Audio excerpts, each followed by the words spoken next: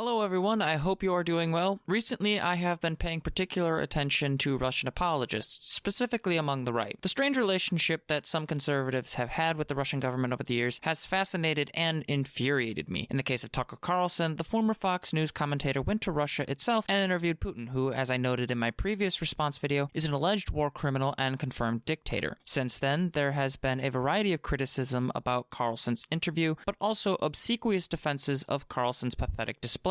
Of those defending Carlson, none has been more frustrating and dishonest than Candace Owens. In a segment recorded on February 22nd and released on February 23rd of this year, Owens attempted a bad faith criticism of Jon Stewart and Fareed Zakaria, who took Carlson to task for his inaccurate comparison of America to Russia. Throughout her segment, Owens attempted to strawman Stewart and Zakaria, arguing that they solely assert that the dirtiness of American cities is the price of freedom. As always, Owens' video is in the description below, so you know I'm not misrepresenting her.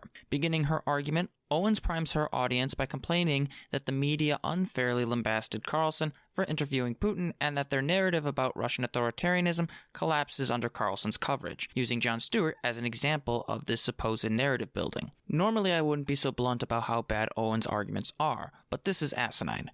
Owens ridiculously complains about the cost of goods in America, seemingly implying that the United States has it worse than everyday Russians. She doesn't provide any data to prove this because if she did, she would have to admit that Russians are suffering more than Americans. According to Reuters, nearly 50% of Russians surveyed said their salaries don't cover basic needs, an increase of almost 20% compared to the previous 2 years. 45% of the respondents say they don't have enough to get necessities, as they were at least $212 short each month to pay for their goods.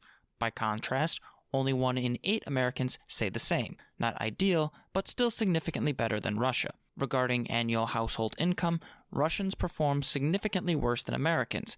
The annual household income per capita in Russia was $7,082 USD in December of 2023. By contrast, the annual household income per capita in the United States during that same period was $39,167. Even when we look at the long-term data, the United States has a clear increase in income, while Russia doesn't. At best, it would be embarrassing if Owens had not researched the economic reality of Russia and its people, but she didn't just do that. She completely clipped Stewart out of context and ignored what the segment actually meant. If she had actually gone into what Stewart had said in its proper context, Owens would have to admit that what Carlson was doing was nothing more than a vapid appeal to aesthetics. Stewart never said that we should accept mediocrity.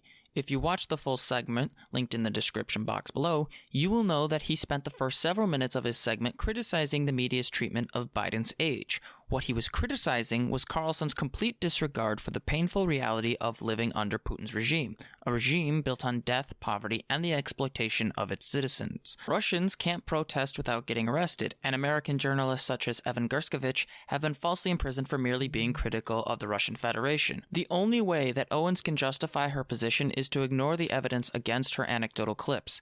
And it isn't just Jon Stewart that she did this to. In her coverage of Fareed Zakaria's segment, she again completely ignores what is being said about Russia and its cities. Zakaria is explicitly talking about the fundamental inaccuracies in Carlson's coverage. Moscow isn't as clean as it claims to be. It is poorer and more controlled by Putin's kleptocratic government than anything we have in America. Comparing the American economy to that of a nation with almost twice the level of inflation is an absurdity that only an ideologue could hold onto, and Candace Owens, ever the ideologue herself, is more than happy to play along. Owens' deliberate decision to clip Stewart and Zakaria out of context is another example of her dishonesty. I would say that I'm surprised, but that would be a lie. Whether it is defending Kanye's absurd anti-Semitism or defending Russian authoritarianism, Owens consistently comes down on the wrong side of almost every political question. If she can't tell the difference between the wealthiest country on earth having problems and a kleptocratic state like Russia, then she has no business claiming to be a credible commentator in the public eye. And considering how she just left the Daily Wire because of her anti-Semitic tendencies, I can only hope the right will realize it too,